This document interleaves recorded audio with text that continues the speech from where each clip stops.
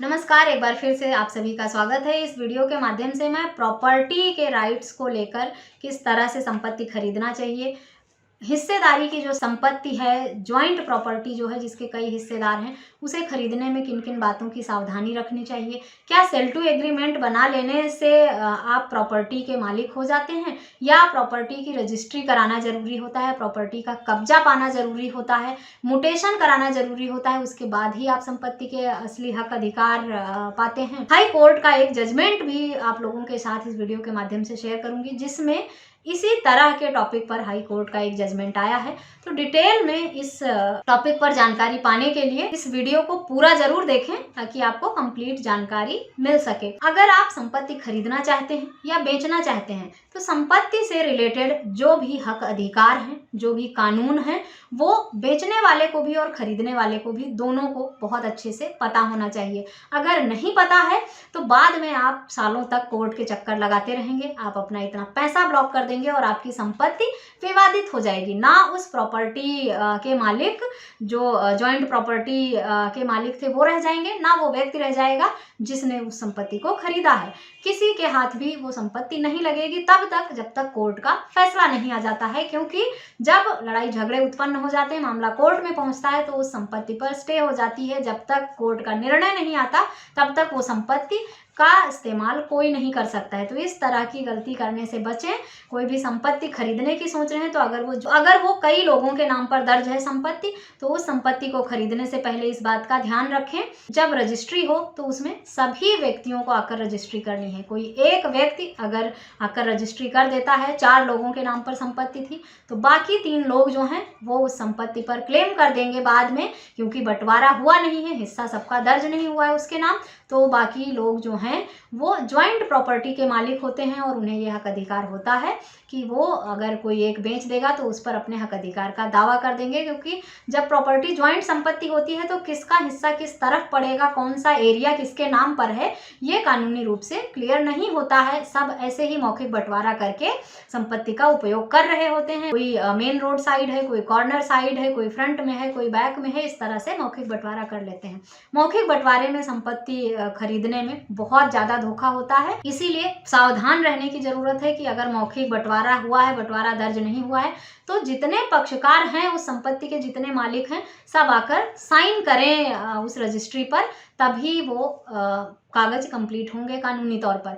अगर कोई एक व्यक्ति बेच देता है तो बाकी क्लेम करेंगे और फिर उस व्यक्ति को हिस्सा मिलने में बड़ी दिक्कत होगी जिसने वो संपत्ति खरीदी है। इसी तरह का एक जजमेंट है जो मैं इस वीडियो के माध्यम से शेयर करूंगी आप लोगों के साथ, जिसमें कुछ साझेदारी की संपत्ति थी, मौखिक बंटवारा हो गया था भाई बहनों के बीच में, और मौखिक बंटवारे के बाद उसमें से एक व्यक्ति ने अपना हिस्सा किसी अन्य व्यक्ति को बेच दिया था। और बेचने का तरीका भी ये था कि उसने रजिस्ट्री नहीं की थी, सिर्फ एग्रीमेंट टू सेल के माध्यम से ही उस संपत्ति को बेचा था और पूरे पैसे की पेमेंट कर दी थी। जब वो व्यक्ति खरीदार कब्जा लेने आया, पोजीशन लेने आया, तो बाकी लोगों ने विवाद उत्पन्न कर दिया और उसे संपत्ति पर कब्जा नहीं मिल पाया। फिर वो कोर्ट में गया, जिसने उस संपत्ति को खरीदा है, ये उसके डॉक्यूमेंट हैं, और उसे अब संपत्ति पर कब्जा नहीं मिल रहा है क्योंकि संपत्ति विवादित हो गई है, क्योंकि बाकी भाई बहन जो हैं वो अपने हिस्से का दावा क्लेम कर रहे हैं। मामला कोर्ट में पहुंचा, सुनवाई हो रही थी, पेंडिंग था।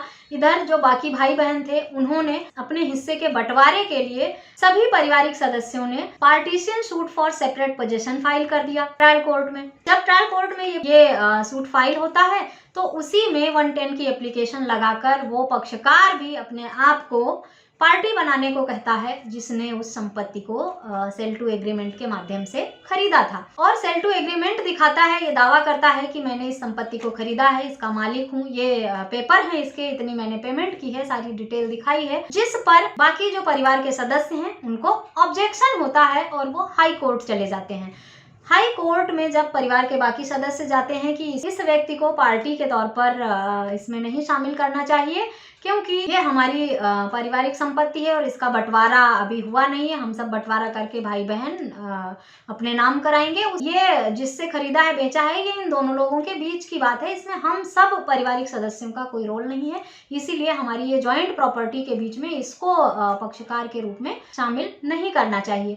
हाई कोर्ट सारे तथ्यों को देखता है, समझता है, उसके बाद ये कहता है कि क्योंकि व्यक्ति के पास संपत्ति की रजिस्ट्री नहीं है, उसके नाम पर वो प्रॉपर्टी दर्ज नहीं है, ना उसके पास कब्जा है उस संपत्ति की, और सिर्फ सेल टू एग्रीमेंट के माध्यम से वो दावा कर रहा है संपत्ति का मालिक होने का, और पहले से उसने कोर्ट में केस कर रखा है पोजीशन के लिए, और अभी तक उस पर कोई भी निर्णय कोर्ट का नहीं आया है।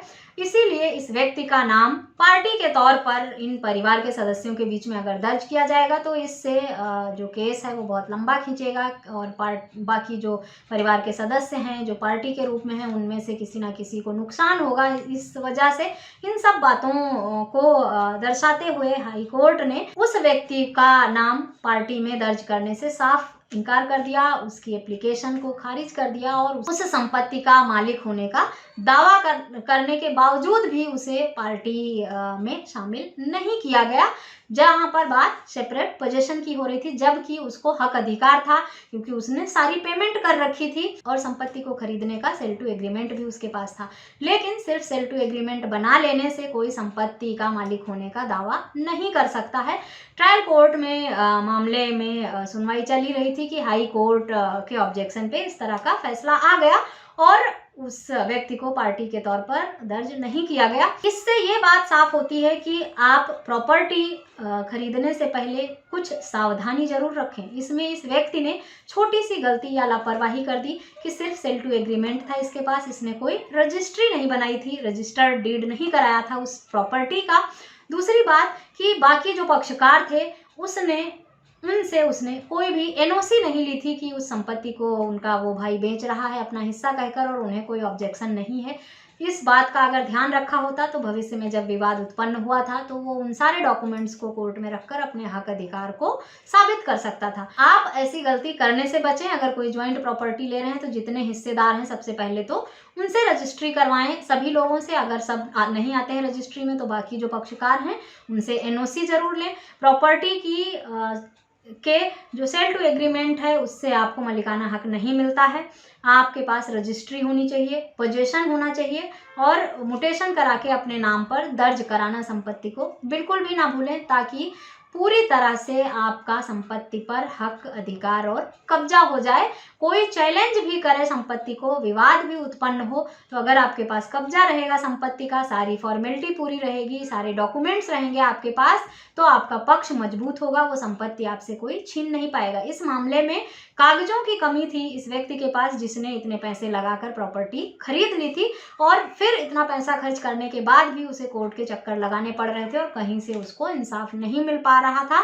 कम समय में मिलेगा लेकिन बहुत लंबी प्रक्रिया है। आखिर आप अपने लाखों रुपए फंसाकर क्या 10 साल 15 साल तक आप कोर्ट के चक्कर लगाते रहेंगे? आपने किस पर्पज से संपत्ति खरीदी है, प्रॉपर्टी खरीदी है, किस मिशन से खरीदा है, उसमें क्या करना चाहते थे, क्या फ्यूचर प्लान था आपका? साथ ही आपने इतना पैसा खर्च करके एक टेंशन, एक मुसीबत पाल ली अपने सर पे कि अब आप कोर्ट के चक्कर लगाते फिरें, वकील हायर करते फिरें और अपनी संपत्ति को पाने के प्रयास करें। पैसा देकर आपने अपने लिए प्रॉपर्टी नहीं खरीदी, मुसीबत खरीद ली है। तो छोटी छोटी गलतियां करने से अगर आप बचेंगे तो आप इस तरह के विवाद में नहीं फंसेंगे। इस बात का ध्यान रखें। इस वीडियो को सुनने के बाद, समझने के बाद अगर आपके मन में कुछ सवाल आता है तो मुझे व्हाट्सअप करके पूछ सकते हैं आप, या कमेंट करके भी पूछ सकते हैं। मेरा व्हाट्सअप नंबर आपको वीडियो के डिस्क्रिप्शन बॉक्स से मिलेगा। कुछ लोगों के सवाल थे जो ज्वाइंट प्रॉपर्टी को लेकर मैंने इस वीडियो के माध्यम से क्लियर करने का प्रयास किया है कि किस तरह से ज्वाइंट प्रॉपर्टी खरीदनी चाहिए आपको, ताकि विवाद होने से अपने आप को बचा सकें आप। मौखिक बंटवारे की जो संपत्ति है उसमें विवाद होना तय रहता है, इसलिए मौखिक बंटवारा करने से बचें। इस जजमेंट का नाम और डिटेल मैं आपको वीडियो के डिस्क्रिप्शन बॉक्स में दे दूंगी। जजमेंट का नाम है master Tejas versus CR Babu and others. 2 जनवरी 2024 का जजमेंट है ये, कर्नाटक हाई कोर्ट का। ये वीडियो आपके लिए यूजफुल होगी। इस तरह के किसी अन्य टॉपिक पर अगर आप जानकारी चाहते हैं तो मुझे ईमेल, व्हाट्सएप या कमेंट करके जरूर बताएं। इस वीडियो में बस इतना ही। मिलते हैं नेक्स्ट वीडियो में, तब तक के लिए थैंक यू एंड बाय।